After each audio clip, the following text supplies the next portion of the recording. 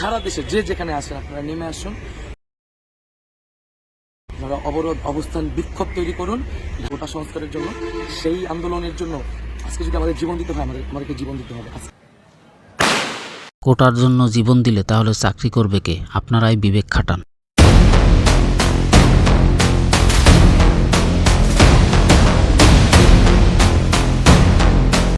প্রশাসন যারা জুলাই হচ্ছে সরাসরি ঘোষণা বিষয়, তুমি এগুলো বলো আপনাদের মাইকে সচেতনা বিষয়। জুলাই আন্দোলনেও ঠিক এভাবেই কৌশল করে সাধারণ জনগণকে বিপদে ফেলেছিল। এবং যারা হাসপাতালে আছেন, আমাদের আহত ভাই বোনরা আছেন, তাদের প্রতি আহ্বান থাকবে যে আপনারা মনোবল হারাবেন না। আজকে আপনারা রক্ত দিয়েছেন, সেই রক্তের প্রতিদান কিন্তু শিক্ষার্থীদের যে দাবি, সেই দাবি পূরণের মাধ্যমে হবে। সমন্বয়করা এনসিপি নামের রাজনৈতিক দল তৈরি করলো, আর অন্যদিকে জুলাই আন্দোলনের অংশগ্রহণকারীরা তাদের নাম গেজেটে অন্তর্ভুক্ত করার দাবিতে রাস্তায় অবস্থান করছে। অথচ জুলাই আন্দোলনের সময় নাহিদ ইসলামের কথাই জীবন বাজি রেখে এরাই আন্দোলন করেছিল। তাহলে তাদের সাথে বৈষম্য কেন? মজার বিষয় হলো, আন্দোলনে কোনো ভূমিকা না রেখেও তাসনিম যারা এনসিপিতে যোগদান করলো, হাসনাত আবদুল্লাহ বলেছিলেন আওয়ামী লীগকে যারা পুনর্বাসনের উদ্যোগ নিবে তাদের ইতিহাস গণশত্রু হিসাবে চিহ্নিত করা হবে। এরপর দেখলাম আওয়ামী লীগ এনসিপিতে যোগদান করলো। এখন গণশত্রু কারা হলো? জাতির কাছে সব পরিষ্কার। জুলাই আন্দোলনের পর দেশের অবস্থা যেই লাউ সেই কদু, কিছুই বদলায়নি, বরং অস্থিরতা বেড়েছে বহুগুণে। তবে এর মানে এই নয় যে আওয়ামী লীগ সরকার ভালো ছিল। দেশে আগে 102 ডিগ্রি জ্বর ছিল, এখন সেই জ্বরের সঙ্গে যোগ হয়েছে টাইফয়েড, উচ্চ রক্তচাপ আর ডায়াবেটিস। অনেকেই বলে শেখ হাসিনার পতনের আসল কারণ নাকি কোটা আন্দোলন, কিন্তু বাস্তবতা হলো শেখ হাসিনার পতনের মূল কারণ 6টি, আর এই 6টি কারণের মধ্যে কোটা আন্দোলন নেই বৈষম্য দূর করার কোনো আন্দোলন। আগে জানবো শেখ হাসিনার পতনের সেই 6টি কারণ, তারপর জানবো যারা আন্দোলনের ডাক দিয়েছিল তারা কিভাবে আমাদের সবাইকে লিংপং বানিয়েছে। আওয়ামী লীগের উপর নানা কারণে জমে থাকা জনগণের দীর্ঘ 15 বছরের ক্ষোভ, জাপানের $6 বিলিয়ন অর্থ সহায়তার আশায় বাংলাদেশকে জাতিসংঘের নিরাপত্তা পরিষদের অস্থায়ী সদস্যপদ থেকে প্রার্থিতা প্রত্যাহার করে জাপানকে সমর্থন করে শেখ হাসিনা। শেখ হাসিনা ভেবেছিলেন দৃশ্যমান উন্নয়নে দীর্ঘদিন ক্ষমতায় থাকার মূল চাবিকাঠি, কিন্তু শেখ হাসিনা বুঝতে পারেননি তিনি ঋণের ফাঁদে ঢুকে পড়েছেন। শেখ হাসিনা উন্নয়নের নামে চীনের কাছ থেকে একের পর এক ঋণ গ্রহণ করে। জলবায়ু পরিবর্তন ইস্যুতে কোনো এক ক্ষমতাধর দেশের একক নেতৃত্ব মেনে না নেয়া, ইন্দো প্যাসিফিক অঞ্চল ইস্যুতেও একক নেতৃত্ব প্রত্যাখ্যান করে বাংলাদেশ, যার সঙ্গে সেন্ট মার্টিন সরাসরি জড়িত ছিল। রাশিয়ার উপর নিষেধাজ্ঞার সময় বাংলাদেশ কৌশলে রাশিয়ার পক্ষে অবস্থান নেয়। রাশিয়া ও চীনের সঙ্গে ঘনিষ্ঠ সম্পর্ক এবং ঋণভিত্তিক উন্নয়ন চুক্তির কারণেই শেখ হাসিনা আন্তর্জাতিকভাবে চিহ্নিত হয়ে পড়েন। গত 15 বছরে শেখ হাসিনার ঋণের পরিমাণ ছিল 18,35,000 কোটি টাকা। এগুলোই ছিল শেখ হাসিনার পতনের আসল কারণ। আর এই 6টি কারণ বিস্তারিত জানতে চাইলে লাইক দিন, কমেন্ট করে আগ্রহ জানান, তাহলে পরের ভিডিওতে প্রমাণসহ বিস্তারিত জানানোর চেষ্টা করব। বাস্তবতা হলো শেখ হাসিনা একটি বিশেষ রাষ্ট্রের বিপক্ষে অবস্থান নিয়েছিলেন এবং 2024 সালে একটি ডামি নির্বাচন করেছিলেন। এর আগে 2014 সাল এবং 2018 সালের নির্বাচন নিয়ে বিতর্ক ছিল, যেখানে সাধারণ জনগণের ভোটাধিকার ছিল না। এমন অবস্থায় শেখ হাসিনার ক্ষমতায় থাকার আর কোনো বিকল্প সুযোগ ছিল না। এখন পতনের জন্য দরকার ছিল কেবল অজুহাত, আর সেই অজুহাত তৈরিতে আসে নানান রকমের আন্তর্জাতিক চাপ, অবাধ, সুষ্ঠু ও নিরপেক্ষ নির্বাচনের চাপ, বিরোধী দলের উপর দমন পীড়ন বন্ধের চাপ, আওয়ামী লীগ ও সরকারের বিভিন্ন বাহিনীর উপর ভিসা নিষেধাজ্ঞার চাপ। এই চাপগুলো শেখ হাসিনা গুরুত্ব দেয়নি। তখনই আসে প্ল্যান বি, আর সেই প্ল্যান বি ছিল 2024 সালের কোটা বিরোধী আন্দোলন। 36 দিনের কোটা বিরোধী আন্দোলনের সব বিবরণ তুলে ধরলে ভিডিও দীর্ঘ হবে, তাই সংক্ষেপে গুরুত্বপূর্ণ ঘটনাগুলো উল্লেখ করার চেষ্টা করলাম। 1 জুলাই কোটা বিরোধী আন্দোলন রূপ নেয় বৈষম্য বিরোধী আন্দোলনে। 11 জুলাই শাহবাগ অবরোধ। ঠিক তখনই কুমিল্লা বিশ্ববিদ্যালয়ে ছাত্রদের উপর পুলিশের হামলার খবর ছড়িয়ে পড়ে। তখন সারা দেশের শিক্ষার্থীরা ফুঁসে ওঠে। 14 জুলাই শেখ হাসিনা সংবাদ সম্মেলনে সাংবাদিক প্রভাস আমিন ও ফারজানা রূপার প্রশ্নের জবাবে ছাত্রদের কটাক্ষ করে রাজাকার বলেন। এমন অবস্থায় ছাত্ররা বিক্ষোভ মিছিল বের করে। এই বিক্ষোভে সাধারণ জনগণও যুক্ত হয়। কিন্তু প্রশ্ন হলো, শেখ হাসিনা রাজাকার বলে উপহাস করেছিল, এ কারণেই কি জুলাই আন্দোলনে 1400 জন ছাত্র জনতা জীবন দিল?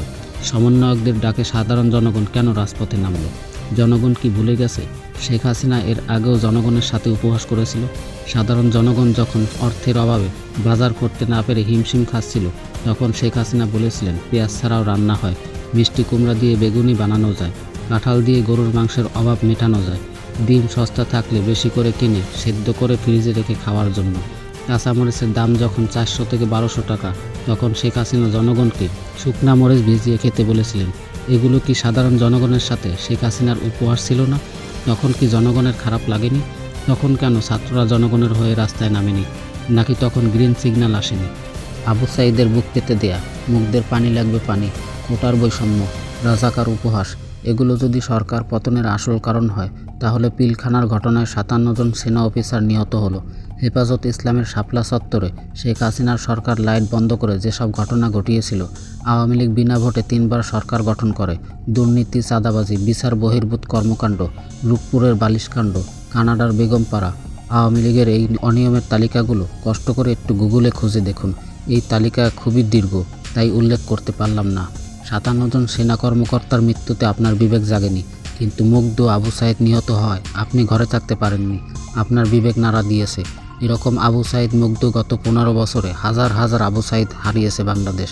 তখন কেন নীরবতা পালন করলেন? আমরা আসলে নিজেরাই জানি না কেন আন্দোলন করি, কেন আবেগে আপ্লুত হই। আমাদের আবেগ অস্থায়ী, সিদ্ধান্ত অস্থির, আর এ কারণেই আমরা খুব সহজেই ধোঁকা খাই, যেমন ধোঁকা দিয়েছে ওসমান হাদির বড় ভাই। 16 জুলাই রংপুরে ছাত্রলীগের হামলার প্রতিবাদে বিক্ষোভ চলাকালে আবু সাঈদ নিহত হন। আবু সাঈদের মৃত্যুর খবর ছড়িয়ে পড়তেই আন্দোলন চূড়ান্ত রূপ নেয়। 18 জুলাই ঢাকার আজমপুরে ছাত্রদের পানি বিতরণের সময় মুগ্ধ নিহত হন। আবেগে ভেসে সাধারণ জনগণ রাস্তায় নামে, আর সংঘাত বাড়ে এবং বিজয় অর্জন করা সহজ হয়। ঠিক তেমনই হয়েছে। সাধারণ জনগণ রাস্তায় নেমে পড়ল, আর সমন্বয়করা নিরাপদ জায়গায় অবস্থান করে, আর আপনাদেরকে রাস্তায় নামিয়ে বিপদে ফেলেছিল। 3 আগস্ট আবার রাজপথে ছাত্র জনতা, এবার এক দফা দাবি, হাসিনার পতন। 4 আগস্ট সমন্বয়করা সিদ্ধান্ত নেয় ডক্টর ইউনূস ক্ষমতায় বসবেন, অথচ যেসব সাধারণ জনগণ তাদের কথায় রাজপথে নামলো, তাদের থেকে কোনো পরামর্শই নিল না। এরপর আমেরিকার প্রেসিডেন্সিয়াল মেডেল প্রাপ্ত ডক্টর ইউনূস প্রধান উপদেষ্টা হয়ে গেলেন। Mission complete. এই বিজয়ে কোনো অর্জন নেই। শেখ হাসিনার পতনে আমি খুশি, তবে আমরা অনেক কিছুই হারিয়েছি। আর আমাদের নতুন সরকারের সংস্কার হলো 69,000 রোহিঙ্গা বাংলাদেশি পাসপোর্ট পাবে। পুলিশের দেয়া তথ্য অনুযায়ী 2024 সালের জুলাই আন্দোলনের সময় 5,750টি অস্ত্র লুট হয়। কিছুদিন আগে 2025 সালের 21 মার্চ সাবেক উপদেষ্টা আসিফ মাহমুদ বলেন, আমাদের সশস্ত্র অভ্যুত্থানের প্রস্তুতিও ছিল। প্রশ্ন হলো, কোটা বাতিল করতে রাষ্ট্রবিজ্ঞানের ছাত্ররা অস্ত্র ধরবে কেন? এখানে কি ভিন্ন উদ্দেশ্য ছিল? তবে হ্যাঁ, জনগণকে রাস্তায় নামাতে তারা সফল হয়েছে। এই পরীক্ষায় তারা পাস, তবে দেশ পরিচালনায় তারা শূন্য। কিছুদিন আগে একটি বিষয় সামনে আসে। যুক্তরাষ্ট্র থেকে ইউএসএইডির $29 মিলিয়ন পেয়েছে 2 কর্মীর একটি প্রতিষ্ঠান। উদ্দেশ্য ছিল বাংলাদেশের রাজনৈতিক পরিবেশ শক্তিশালী করা। এটা ডোনাল্ড ট্রাম্পের দাবি। বাংলাদেশের রাজনৈতিক পরিবেশ শক্তিশালী করতে যুক্তরাষ্ট্র কেন টাকা দেবে? তবে এই টাকা কোন প্রতিষ্ঠান পেল, এটা এখনও পরিষ্কার নয়। অগাস্ট সারা দেশের মুক্তিকামী জনতাকে ঢাকার উদ্দেশ্যে রওনা হওয়ার জন্য আমরা আহ্বান জানাচ্ছি। জুলাই আন্দোলনের ফলাফল কি? জুলাই আন্দোলনে হারালাম 1400 জন নিরীহ ছাত্র জনতা। বর্তমানে দেশে গড়ে প্রতিদিন 11 জন নিহত হয়, তবে আমরা পেয়েছি শাপলা প্রতীক। এটাই হলো আমাদের বড় অর্জন।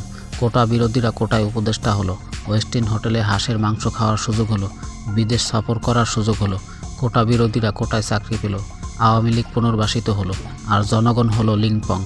আজ বাংলাদেশের জনগণের মাথাপিছু ঋণ লাখের উপরে, বেকার 26 লাখের উপরে। এই দেশে শুধুমাত্র ওসমান হাদির পরিবারের নিরাপত্তা বেশি গুরুত্বপূর্ণ।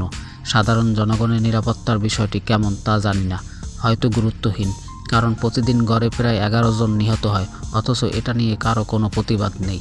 আমরা ভুলে গেছি জুলাই আন্দোলনে শহীদ 1400 জন ছাত্র জনতাকে, মনে রেখেছি শুধু ওসমান হাদিকে, বেছে নিয়েছি শাপলা প্রতীক। এই বৈষম্যের প্রতি ধিক্কার জানাই। এতগুলো প্রাণের বিনিময়ে এই স্বাধীনতায় কোনো অর্জন নেই, কোনো আনন্দ নেই। একটি শেষ প্রশ্ন করে ভিডিওটি শেষ করলাম। জুলাই আন্দোলনে ডক্টর তাসনিম জারার ভূমিকা কী ছিল? জানা থাকলে কমেন্ট করুন। দেশের স্বার্থে যদি মনে করেন এই তথ্যগুলো সবার জানা উচিত, তাহলে ভিডিওটি সবার মাঝে শেয়ার করুন। ধন্যবাদ।